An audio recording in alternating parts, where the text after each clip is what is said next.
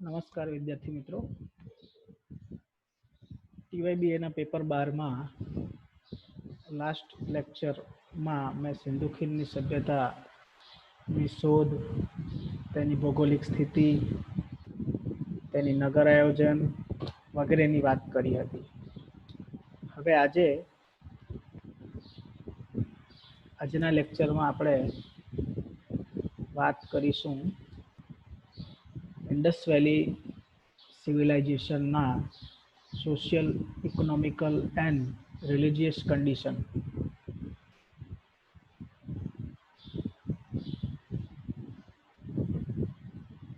કેટલાક મૂળભૂત પ્રશ્નો આપણને થાય જ્યારે આપણે સમાજ, અર્થકારણ અને ધર્મની બાબતની વાત કરીએ છીએ ત્યારે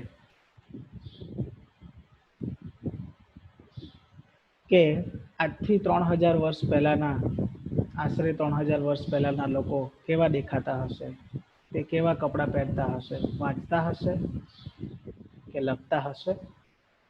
લખતા તો હશે કારણ કે આપણને અક્ષર મળ્યા છે. કેવું બોલતા હશે, તે કયો વ્યવસાય કરતા હશે, ત્યારે કોનું શાસન કે તેઓ કયો ધર્મ પાળતા હશે, ત્યારે કેવો સમાજ હશે? આ બધા પ્રશ્નો આપણને સામાન્ય રીતે ઇતિહાસના વિદ્યાર્થી તરીકે થવા જોઈએ. સાધનોની જો આપણે સાવધાનીપૂર્વક ચકાસણી કરીએ તો આપણને આ માહિતી વ્યવસ્થિત રીતે મળે છે. કારણ કે સિંધુ ખીણની સભ્યતાની બાબતમાં સૌથી અગત્યની બાબત એ છે કે આપણને ત્યાંથી સાહિત્યિક લખાણો બહુ ઓછા પ્રાપ્ત થયા છે, કારણ કે બહુ જૂની સંસ્કૃતિ છે અને દટાઈ ગયેલી છે. અને એવા સમયમાં બુક્સ કે એવી વસ્તુઓ સચવાઈ રહેવી, અથવા તો જેની પર બી લખાણો લખ્યા હોય એ સચવાઈ રહેવા અઘરા છે. માત્ર ગુજરાતના કચ્છના ધોળાવીરાની સાઇટ પરથી આપણને કેટલાક સિંધુ ખીણની સંસ્કૃતિના અક્ષરો મળી આવ્યા છે. એની વાત આપણે આગળ કરીશું. ખાસ કરીને સામાજિક બાબતોમાં સોસાયટીની આપણે વાત કરીએ તો મોટેભાગના સંશોધનો તો એવું માને છે કે હડપ્પીય સમાજ માતૃવંશીય હતો. સ્ત્રીઓને લગતા અવશેષો પણ આપણને પૂરતા પ્રમાણમાં મળી આવ્યા છે. પોશાક, સામાન્ય રીતે પોશાક બાબતે એટલા પૂરતા પુરાવા મળ્યા નથી, પણ જે મૂર્તિઓ આપણને મળી છે એ મૂર્તિઓ ઉપર પહેરેલા પોશાકને આધારે આપણે એક અંદાજ લગાવી શકીએ છીએ કે કદાચ આવા પ્રકારના પોશાકો કેટલાક લોકો તો એટલીસ્ટ પહેરતા હશે. પુરુષો સાડીની જેમ એક કપડું પહેરતા કે લુંગીની જેમ કપડું પહેરતા, બાજુબંધનો ઉપયોગ કરતા, દાઢીનો શોખ રાખતા. આપ જોઈ શકો છો કે આમાં બહુ વ્યવસ્થિત રીતે દાઢી એમણે બનાવેલી દેખાય છે. અને અહીં બાજુમાં એટલે હાથમાં બાજુબંધ પણ બાંધેલો છે. પુરુષો પણ ઘરેણાં પહેરતા હશે. એમણે માથા પર પણ આ રીતે એક પટ્ટો બાંધેલો છે. જોકે બધા વર્ગના લોકોનો આ પોશાક હશે એવું કહેવું મુશ્કેલ છે.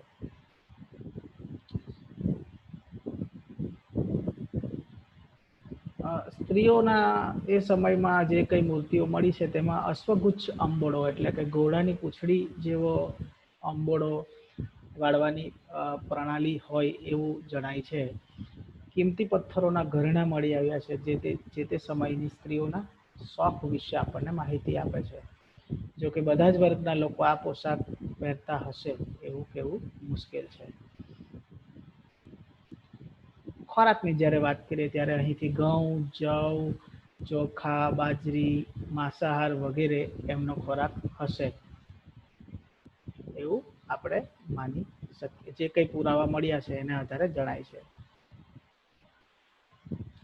ભાષા, જેની વાત મેં કરી કે કચ્છના ધોળાવીરામાંથી જે આપણને વર્ડ્સ સિંધુ ખીણની સંસ્કૃતિની સમયના મળી આવ્યા છે, એટલે એવું કહી શકાય કે ભાષાની ઉત્પત્તિ થઈ હોય એટલે ઘણી બધી સાંસ્કૃતિક સિદ્ધિઓ એમણે મેળવી હશે, પરંતુ ક્યાંક ને ક્યાંક એ આપણી સુધી પુરાવાના અભાવે પહોંચી શકી નથી. કારણ કે જ્યાં પણ ભાષા હોય અને જેમણે આટલી સારી સંસ્કૃતિ, આટલું સારું નગર આયોજન કર્યું હોય, એ પ્રજા સાંસ્કૃતિક રીતે કોઈ રીતે પાછળ હોય એ માનવું લગભગ મુશ્કેલ છે.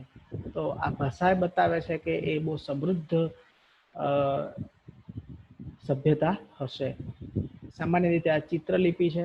મોટાભાગના વિદ્વાનો એને દ્રવિડિયન કુળની ભાષા માને છે, પણ હજુ એ ઉકેલાઈ નથી.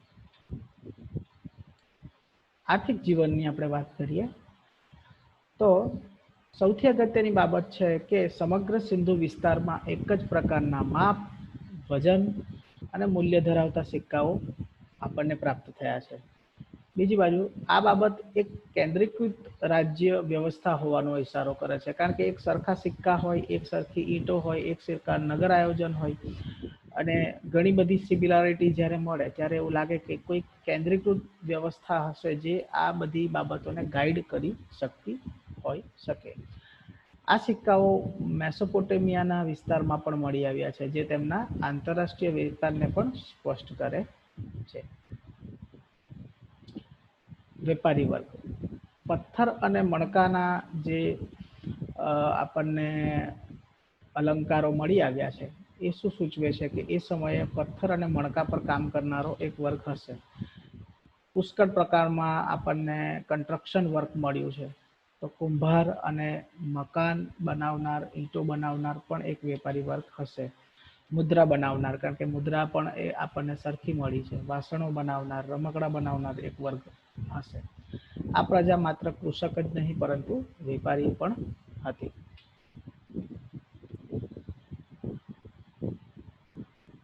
ઘણી બધી બાબતો આપ જોઈ શકો છો કે જે હવે વાત છે ધાર્મિક જીવનની. તો સૌથી પહેલા તો આપણને મોહેન્જો-દડોમાંનું સ્નાનાગાર મળ્યું છે. એ સ્નાનાગારની માહિતી મેં સિંધુ ખીણની સભ્યતા ભાગ 1માં આપી છે. પશુપતિનાથ નો પણ એક ખ્યાલ છે. મેં અગાઉના પણ લેક્ચરોમાં કહ્યું છે કે પ્રાચીન વિશ્વના લોકો મોટે ભાગે પ્રકૃતિને સમર્પિત જે દેવતાઓ હતા, પ્રકૃતિ સમર્પીને જે પ્રાણીઓ, નદીઓ અથવા તો જે વરસાદી દેવતાઓ, આ બધા દેવતાઓને એ વધારે માનતા હતા અથવા તો વધારે શ્રદ્ધા રાખતા હતા. કે એ સમયમાં આજના જે ધર્મો છે એ બાબતની એ પ્રકારની ઉત્પત્તિ થઈ નથી. પરિણામે પશુઓને માનનાર એક પશુપતિનાથ તરીકે પણ એક આ રીતે એ સમયે એવું ઘણા બધા સંશોધકો કહે છે કે એ સમય આ પ્રકારના પણ કેટલાક દેવતાઓ હોઈ શકે. માતૃદેવીની જે મૂર્તિઓ મળી છે એના આધારે એમ કહી શકાય કે માતૃદેવી તરીકે ઘણી બધી દેવીઓની પૂજા થતી હશે, જે લગભગ ભારતના તમામ લોકમાનસમાં આ કન્સેપ્ટ છે કુળદેવીનો કે માતૃદેવીનો. વૃક્ષ દેવતા એટલે વૃક્ષને માનતા હશે. પશુની પૂજા, કારણ કે આપણને જે સિક્કાઓ છે એમાંથી ઘણા બધા પ્રાણીઓના ચિત્રો મળ્યા છે. પરિણામે આપણને એવું લાગે કે પશુને ત્યાં વધારે શ્રદ્ધાથી જોવામાં આવતા હોય. અંત્યેષ્ટિ ક્રિયા એટલે કે મરણોપરાંતની ક્રિયા પણ એ સમયમાં થતી જોવા મળે છે. જે સિક્કાની મેં પ્રાણીની વાત કરી એ આ છે, સ્નાનાગાર છે, અને ત્યારબાદ આ જે કંઈ પણ આપણને મૂર્તિઓ વગેરે મળી આવી છે એના આધારે આપણે એમના ધર્મ વિશેનો કેટલોક ખ્યાલ મેળવી શકીએ છીએ. તો સિંધુ ખીણની સભ્યતાની જ્યારે આપણે વાત કરીએ ત્યારે આપણી પર જે અવશેષો છે એ મર્યાદિત અવશેષો છે, પરંતુ એ મર્યાદિત અવશેષોને જો આપણે વ્યવસ્થિત રીતે ધ્યાન લેવામાં આવે અથવા ધ્યાન આપવામાં આવે તો એવું જણાય છે કે સિંધુ ખીણની સભ્યતામાં એક વ્યવસ્થિત સમાજ હશે, એક ચોક્કસ ભાષા હશે, એક ચોક્કસ લોકજીવન હશે, નિયમોવાળું લોકજીવન હશે.